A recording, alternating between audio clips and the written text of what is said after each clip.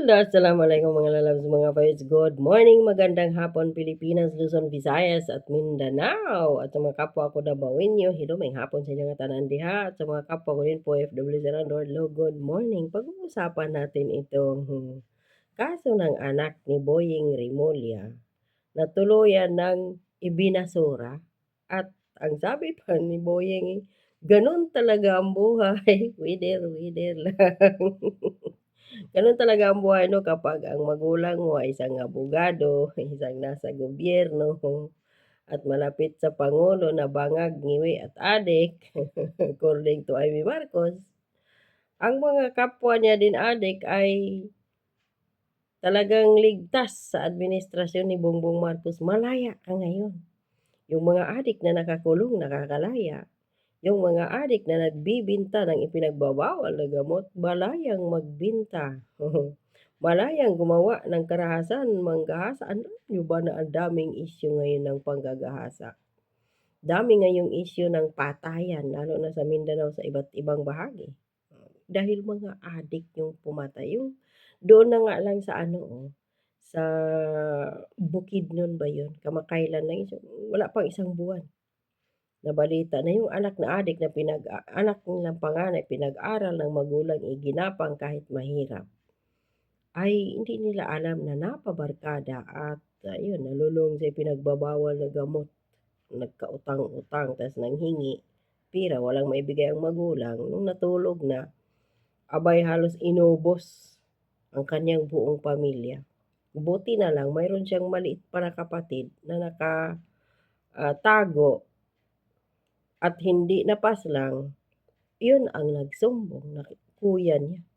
Padrama-drama pa nung in-interview ang kuya. O yung doon sa ano, sa banda sa Cotabato ba yun? Sultan Kudarat, somewhere, ganyan. Na bago pa lang kasal, ang mag-asawa. Hindi nila pala alam. Nalulong pala sa ipinagbabawal na gamot ang lalaki. Hindi alam ng pamilya. Buntis pa naman yung babae na pinaslang niya. Adik. Isa lang yan, mga ilan lang yan sa mga issue ngayon sa Pilipinas. Itong anak ni Boying ngayon, na alam naman natin kung ano ang istorya nito eh.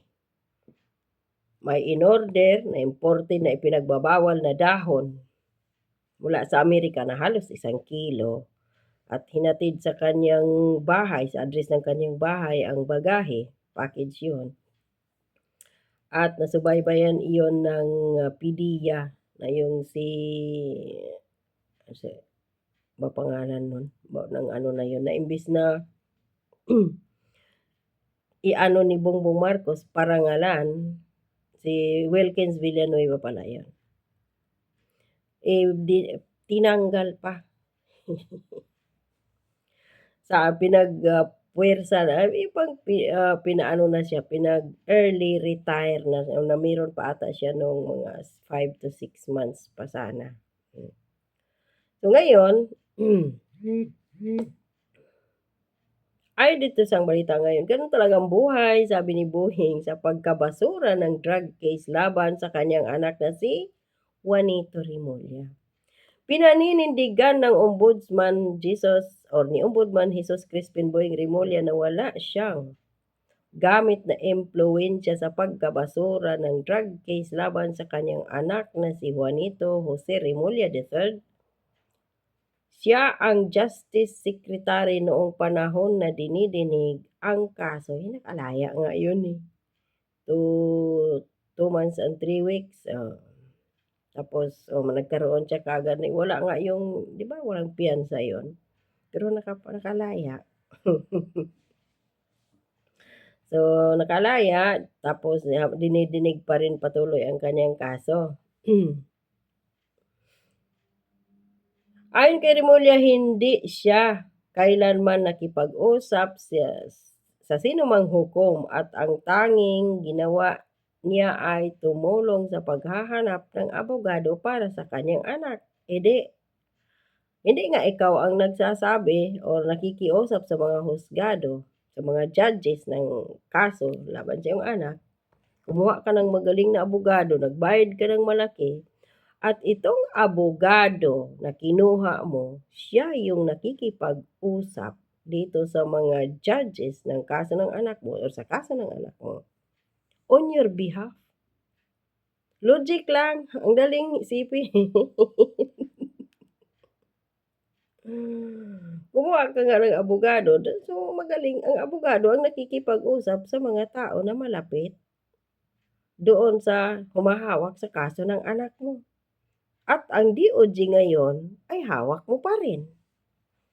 O, di ba? Kasi marami kang mga iniwan dyan ng mga tao na nagtatrabaho ngayon sa Department of Justice na pwede mo sabihin, oy, anak ko yan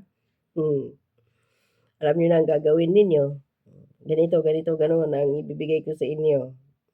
Hahanapan niyo lang ng rason bakit makalaya. Ang galing.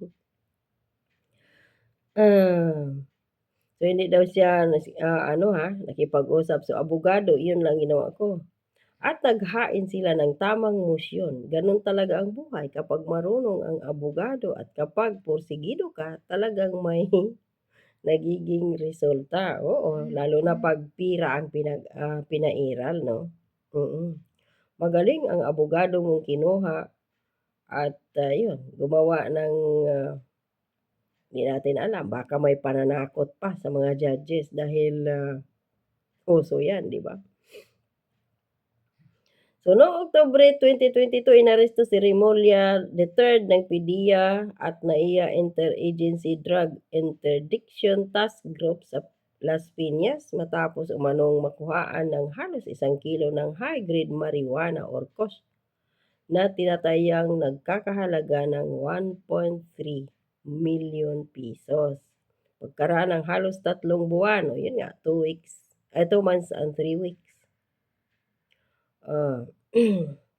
Ibinasura ng Las Piñas Regional Trial Court ang kaso. Ayon sa korte, nagkaroon ng seryosong lapses ang pagsunod sa deal procedures at itinakda ng Comprehensive Dangerous Drugs Act of 2022 dahilan upang hindi mapanatili ang kaso laban sa akusado.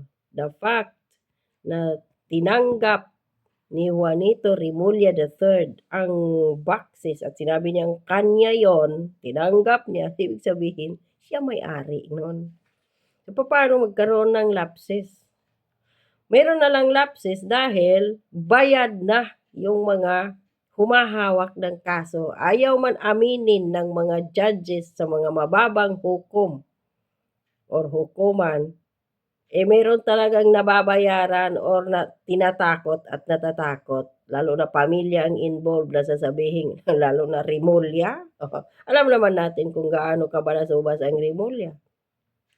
Nagawa nga nilang pag-usapan, nagawa nga nilang ipadukot si Duterte na dating presidente sa dahig ni doon sa ICC. Yun pa kayang mga mababang hukuman na yung mga judges dyan ang hindi na kayang gawan ng ganito. ng ganon. O, diba? Logic lang. So, ganun talaga ang buhay. Yung mga nagkasala ngayon na may mabibigat na kaso, nakakalaya. At ang mga mahihirap, yun ang napoprosecute, yun ang napaparusahan at nakukulong. O, si Bongbong Marcos na nga lang, tingnan natin. Mismong kapatid na niya ang nagsabi in public, buong mundo nakapanood nun, nakarinig, na si Bongbong Marcos ay noon pa man adik na, bata pa lang. O may ginawa ba ang PNP? May ginawa ba ang PDEA? May ginawa ba ang Department of National Defense? May ginawa ba ang AFP? Damputin si Marcos o pirsahan lang ipa-drug test? Wala. Ang siniraan pa si Amy. Bakit? Dahil bayad. Naaanuhan ng pirang bilyones mula sa taxpayers ang mga bunganga ng mga korap na mga men in uniforms. Yung mga dapat nagpoprotekta sa taong bayan pero ang protektahan si Bongbong Marcos nang dahil sa pera. Ito din, Remulla. Ganon din sila. Dahil sa pera nakakalaya. Lusot sa kaso.